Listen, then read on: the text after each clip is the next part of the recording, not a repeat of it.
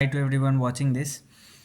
আজ আমার জীবনে এমন একটি ঘটনা ঘটেছে যেটা শুনে সত্যিই আমি খুব ডিসঅ্যাপয়েন্টেড। এই জেনজি জেনারেশনে জন্ম নেওয়ার জন্যে, কিংবা এমন একটি সময়ে জন্ম নেওয়ার জন্যে যেখানে মানে মন্দিরে যাওয়া কিংবা তার ভক্তি প্রকাশ করা, সেটা যদি আমি কাউকে বলি সে চোখ তুলবে।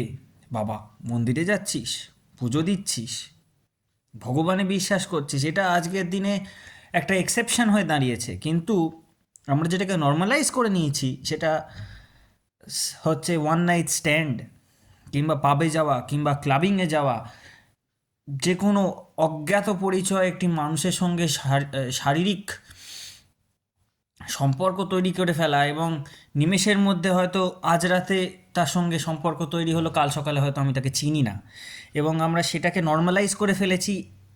আমি আমি সত্যি এই জিনিসটাকে নিয়ে, আমি যে এতদিন ডিসঅ্যাপয়েন্টেড ছিলাম না বা আমার খারাপ লাগতো না তা নয়, বাট স্পেশালি আজকে আমার সঙ্গে এমন একটি ঘটনা ঘটেছে, বা আমি এমন একটি ঘটনার সম্মুখীন হয়েছি। আমি আমি জানি না, আমি বলে বোঝাতে পারবো না, আমার কাছে শব্দ নেই আমি কতটা হার্ট আজকের দিনে।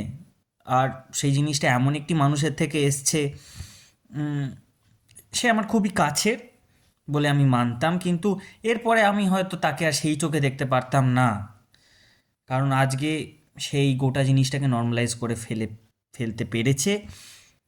এবং সত্যি কথা, আমি তো কোনো দিন অন্তত পারবো না বলেই আমার মনে হয়। ধন্যবাদ।